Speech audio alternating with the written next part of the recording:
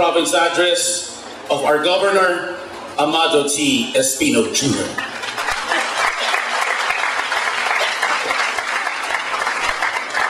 May I ask everybody to have their seats, please. Father Victorio Guido and our other ministers of God who presided in the communical prayer a while ago. Vice Governor Jose Ferdinand Carimlim Jr. and the honorable members of the Provincial Board. Former Congressman and now the President of the Nationalist People's Coalition in Pangasinan, Congressman Marco Wangco. Congressman of 1st District, Congressman Isos Boying Celeste. Congressman Leopoldo Batawi in 2nd District.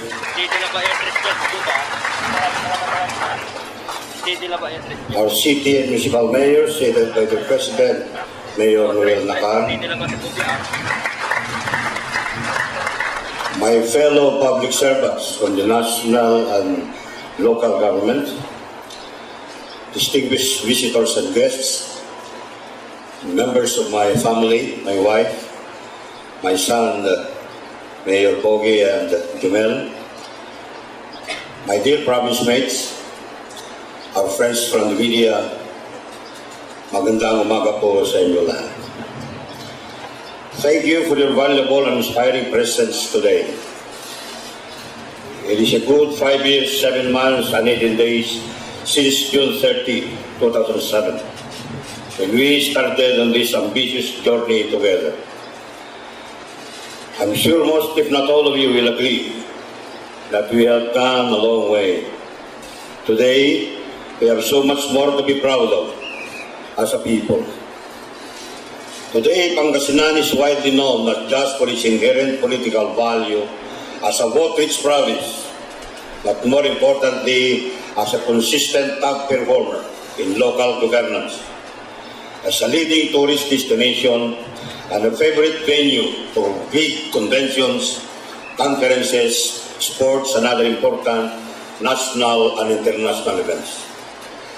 It is during this period that Pangasinan emerged from being a non-entity to its present status as the best-performing province in Region 1 and among the top-performing provinces in the whole country. This is evident in the long list of local governance awards that we have received since 2008. Some of these are the Regional Development Council Region 1 Best Millennium Development Goal Project Implementer of 2010 and 2011. The DNR Lakasyaman Award of 2010, 2011, and 2012. The RDC Region 1 Best National Statistics Month Celebration Province 2008, 2009, 2010, and Hall of Famer in 2011. The RDC Region 1 Best Coastal Resource Management Project Implementer 2008, 2009, 2010, and Hall of Fame in 2011. RDC Region 1 Best Performing Province in Local Governance in 2010, 2011. Wala pa po yung resulta ng 2012. RDC Region 1 Best Poverty Reduction Program Implementer in 2010 and 2011. RDC Region 1 Best Regional Development Agenda Implementer in 2010 and 2011. And RDC Region 1 Champion, LGU Best Practices 2010 and 2011. And the TLG Seal of Good Housekeeping in 2011. In 2010, the DLG declared Pangasinan as the nation's 5th best-performing province and as the nation's 4th best-performing province in 2011. But the year 2012 was really a banner year for Pangasinan. It was on October 31, 2012 in Pangasinan bagged the coveted Mother of All Governance Awards Digawad Pamana ng Lahi as Region 1 champion and one of only 10 provincial nominees to the first ever National Gawad Pamana ng Lahi, the results of which have yet to be announced. This coveted leadership position did not happen overnight. Neither did it happen by mere chance or by a lucky twist of fate. It is the product of determined and purpose-driven efforts to achieve clearly defined goals. Our vision, Pangasinan, the best place to invest, work, live, and raise a family. Our mission, to make Pangasinan number one. When we arrived in June 30, 2007, the provincial government was in total disarray. It was a graphic picture of mediocrity, indifference, and non-performance. Certainly, Pangasinan deserved a better deal. Thus, we set out to work with a sense of urgency, strongly determined to reverse the situation. We reorganized the provincial offices to function properly until our employees were ready and primed to face the challenge. Just as we demanded the best from them, we reciprocated by attending to their needs. We are the only province in the whole country whose employees have a healthy habits club and who enjoy the benefits of a wellness program especially designed for them. In addition to regular health and fitness services, every employee is entitled to an annual free executive checkup on his birth month in any of our 14 hospitals. Since 2007, the salaries of provincial employees were raised 6 times. Today, a grade 1 provincial employee enjoys a salary level that is 77% higher than his base pay in 2007. Consequently, most of our provincial offices and department heads performed outstanding levels, such as National Most Outstanding Accounting Office in 2008, National Champion Garantisadong Pambata Program in 2009, Most Outstanding Provincial Assessor of the Philippines in 2008, DSWD National Champion, Second National Pagasa Youth Champ Summit in 2011, National Pearl Award, 3rd place for Best Tourism Practice in 2012, Western Pangasinan District Hospital as 2012 National Champion for the Infant Young Child Breastfeeding Project of Department of Health, the Pangasinan Provincial Hospital as 2012 3rd Best Training Center for Dialysis nationwide, Region 1 Best Performing Peso for the Provincial Employment Services Office in 2007, 2008, 2009, and 2010. He is the national finalist for Best Performing Peso in 2011.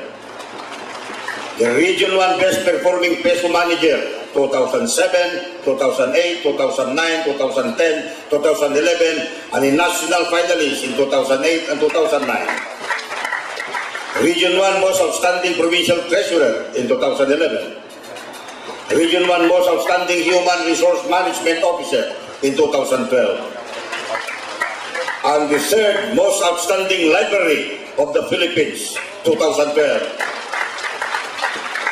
On top of personnel and organizational development, it was equally important to improve the overall working condition and upgrade the ability of the province to provide better services to the people.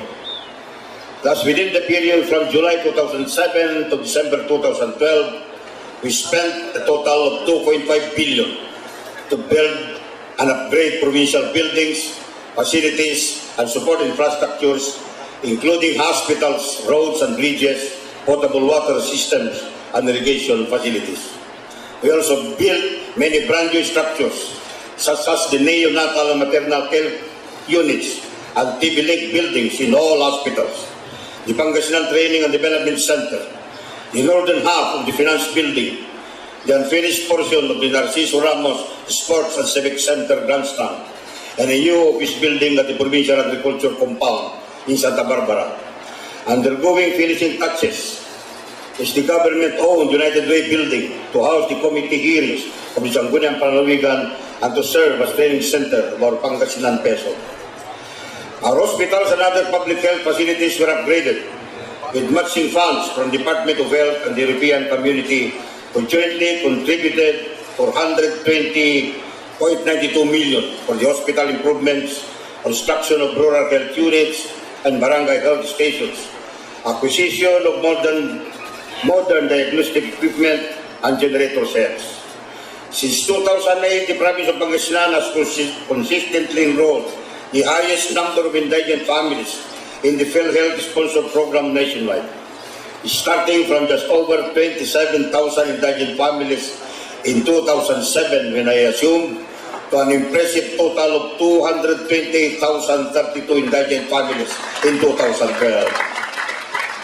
During the period, we were able to upgrade 2,562 kilometers of mostly provincial roads and some barangay and municipal roads, and 4,411 linear meters of provincial bridges and some barangay bridges.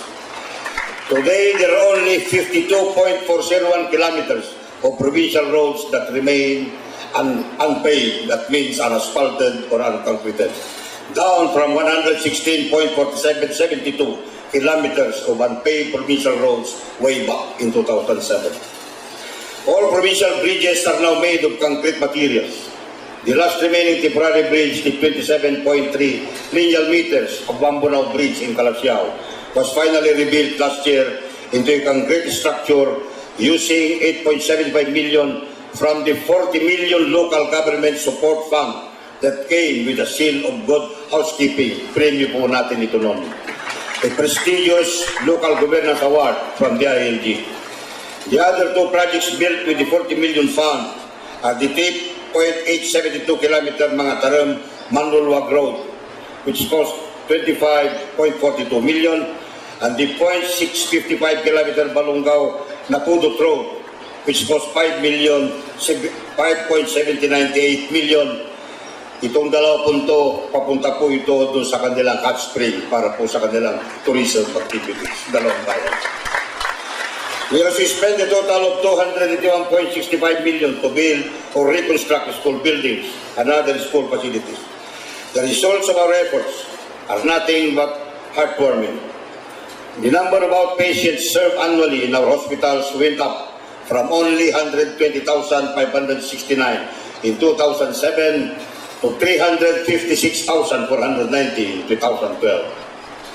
All 14 hospitals operated way beyond their authorized bed capacities, up to an average of 155% in 2012. The giant leap in the number of filled prescriptions from only 568,361 in 2008 to 2.1 million prescriptions in 2011 is undeniable proof of the growing preference for our hospitals today.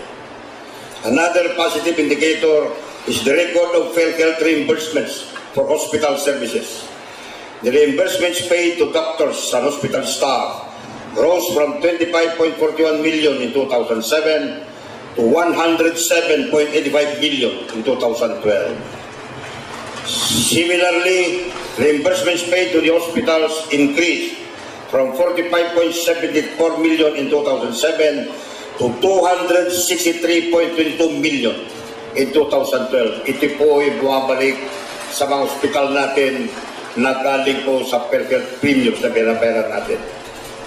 We are the only local government in the whole country that operates its own 14-station dialysis center running thrice a day.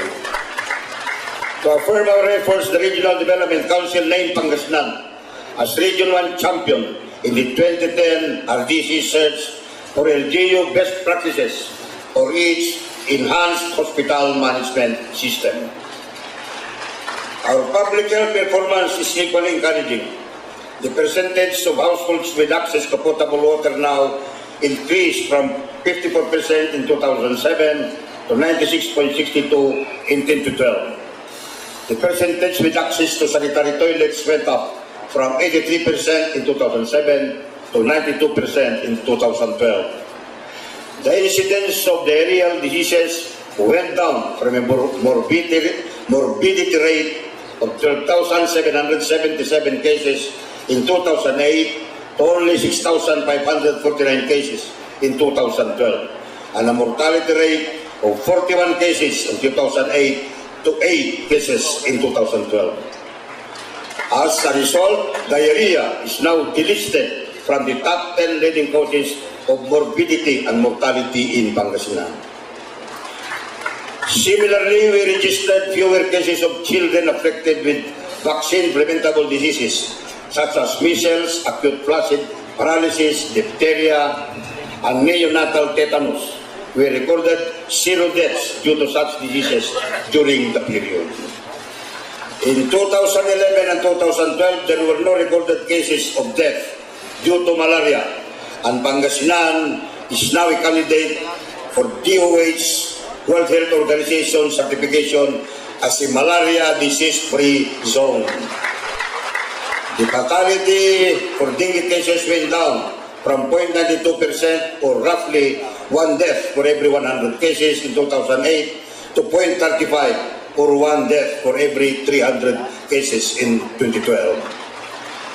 Over the period, we have registered a decreasing trend in under 5 malnutrition rate from 6.55% in 2007 to 4% in 2012. The under 5 mortality rate went down from 3.5% in 2007 to 3.47% in 2011. Facility-based deliveries, ibig sabihin po, nanganganak po sa mga ospital, sa ating mga rural health units, up from only 10% in 2006 to 77% in 2011. As a result, maternal mortality went down from 104 per 100,000 live births in 2008 to only 54 in 2012. On the whole, the crude death rate of 4.88 recorded in Pangasinan for the year 2011 was the lowest in Region 1, where the average crude death rate was 5.13. Napansin po nyo siguro, binibigyan namin ng code dito ng aming pansin ang ating mga ospital, delivery ng services, at kung paano po asikasuhin ang atin pong mga may hirap na kababayan, lalo na pong may sakit. Dito po sa pagkataon ito, gusto ko pong sabihin sa inyo lahat na pinakuhuli ko pong inaugurasyonan na ating rural health unit ay doon po sa pinakamalayong barangay ng Infanta, yung sa Babuyan at saka po sa Pita. Pinakamalayo po yun sa kanyang bayan, mahirap pong puntahan. Naglagay po kami doon ng tigisang rural health unit.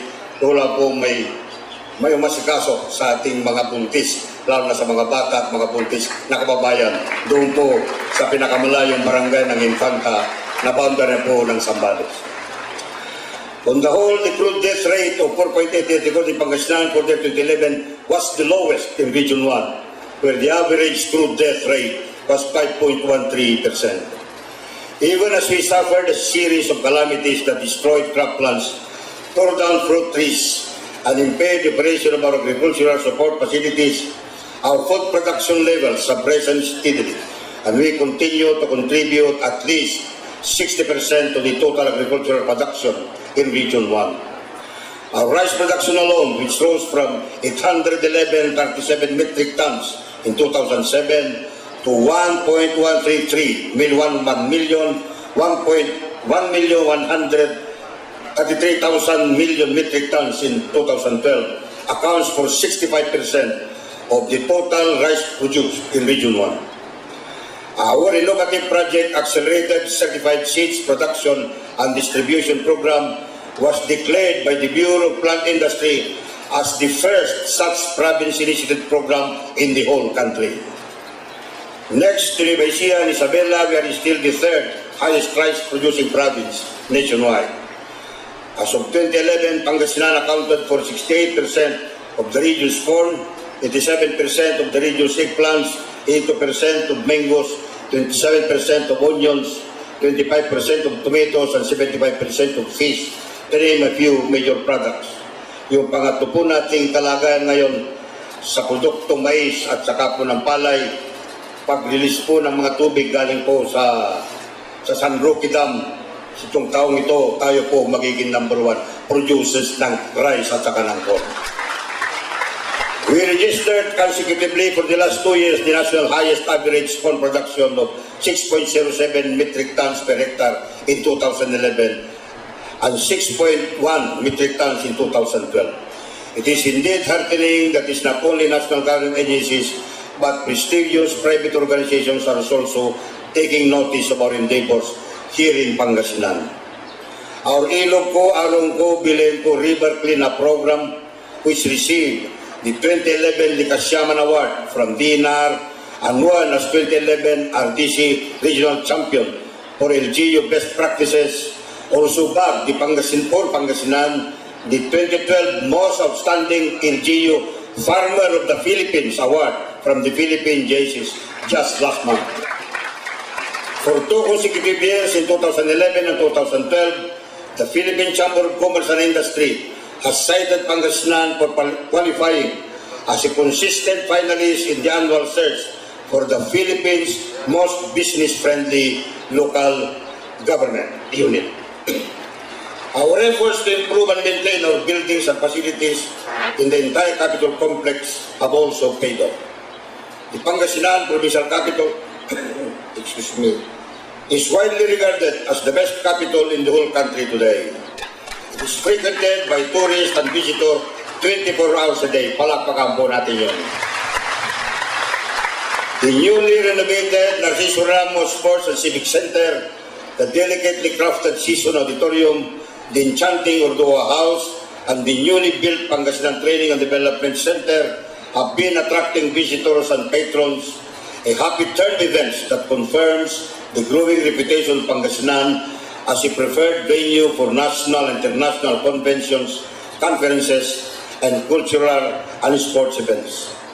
Among the most important activities held here in our very own capital complex were the National Convention of the Philippine JCs in September 2011, the Luzon-wide Convention of the National Union of Students in June 2012, the National Convention of the Provincial Board Members League of the Philippines in September 2012, the 9th National Convention of District Supervisors in November 2010, the 10th National Convention of the National Organization of Professional Teachers in December 2010, the 8th National Assembly of the Local Councils of Women in November 2010, the National Convention of the League of Local Planning and Development Coordinators of the Philippines in May 2011, the first International Conference Workshop on K-12 Curriculum in January 2012, the 70th National Major Convention of the Philippine Association of Medical Technologists in May 2012, the 6th Luzon Summit of the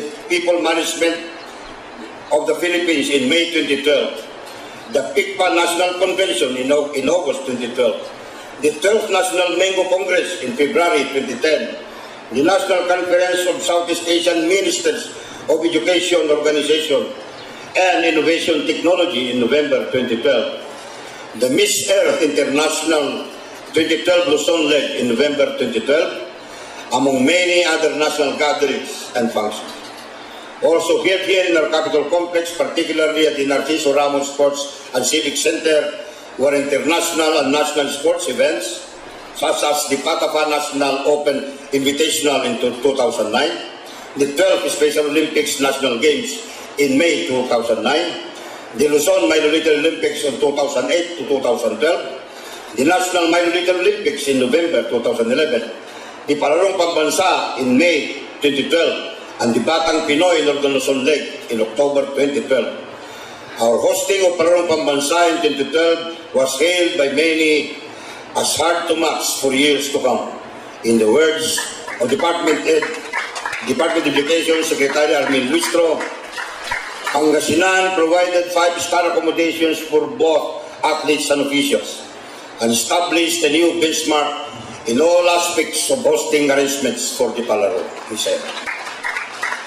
Just last week, from February 11 to 16, we also hosted the Prisa National Games, where some 6,000 private school athletes and officials from all over the country participated. Next week, we will host once again the Region 1 Athletic Association meet. These national gatherings and events have generated a growing patronage and more revenues for our local hotels, restaurants, and tourism-related services and establishments, and have triggered the influx of even more tourists to other equally attractive sites and destinations in Pangasinan. As a result, the record of tourists and visitors coming to Pangasinan has been rising from only 55,500 in 2007 to an impressive figure of 661,767 tourists and visitors that came to Pangasinan in 2012. Pangasinan is now the undisputed top tourist destination in Region 1. These facts clearly disprove and belie the responsible and obviously unfounded pronouncement that Pangasinan is a potential hotspot. If indeed we are a hotspot, we would not be enjoying this increasing number of visitors and tourists, and the numerous big events continually taking place and still being booked in Pangasinan. The long list of local governance awards that we have received since 2008, including major awards from the Department of Interior and Local Government, further dispels this controversial hotspot level. On the contrary, we must be doing the right things, because aside from attracting tourists and visitors, there are also many agencies and institutions that have chosen Pangasinan as pilot area for some innovative projects and pioneering activities. The National Statistical Coordinating Board chose Pangasinan to host the first ever provincial branch of the National Statistical Information Center in Luzon, one of only 6 provincial NSIC branches in the whole country. The modern rice pricing center in the Provincial Agricultural Compound in Santa Barbara, set up with 190 million joint funding from the COICA, the Department of Agriculture, the province of Pangasinan, is the first of its kind in northern Luzon, and one of only 5 such RPCs in the whole country. The 100 million Pangasinan Credit Surety Fund, initiated by the Bangko Sentral ng Pilipinas to harness bank funds to support small and medium enterprises in the province, is the first CSF north of Manila. We are the pilot province of NEDA Region 1, along with 15 other regional pilot provinces in the whole country, in the preparation of the Provincial Development and Physical Framework Plan, and in a parallel project to integrate disaster risk analysis and vulnerability assessment into the PDPFP. Being the only province with the Provincial Electrification Task Force, the National Electrification Administration, Department of Energy, has adopted the Pangasinan 4-year electrification plan of 2012 to 2015 to energize the remaining 413 sitios in Pangasinan. In another front, Pangasinan and Leyte are the only 2 provinces chosen by the PhilHealth Insurance Corporation as pilot sites for its Project Suyod. Project Suyod, which will take off this month, is an ambitious survey designed to capture all PhilHealth eligible families in Pangasinan. The results to serve as basis in formulating an effective mechanism for achieving universal health insurance coverage in the whole country. As a concrete gesture of support to our pioneering efforts in promoting and preserving the Pangasinan language, the Komisyon ng Wikang Pilipino under the Office of the President played an active role in formulating the orthography of the Pangasinan language, the very first regional language orthography in the country.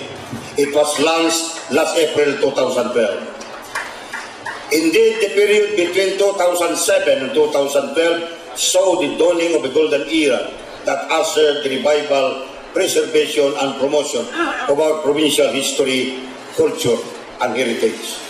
In this year, when we established April 5, 1580 as the most historically acceptable date of the founding of Pangasinan, as recommended by the Research and Study Committee, now the Pangasinan Historical and Cultural Commission, that was tasked to undertake the research project.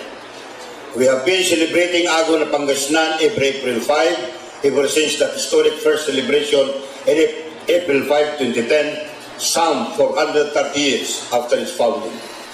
On the same historic occasion, we also launched another tradition, The ASNA Award meant to honor and recognize the province's most outstanding sons and daughters.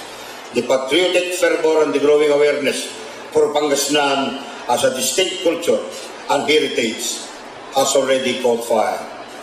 And one thing has led to another. In February 2011, we formed the Danguan Pangasinan Cultural Group, composed of provincial officials and employees as means and venue to develop, promote, and preserve indigenous Pangasinan arts and culture.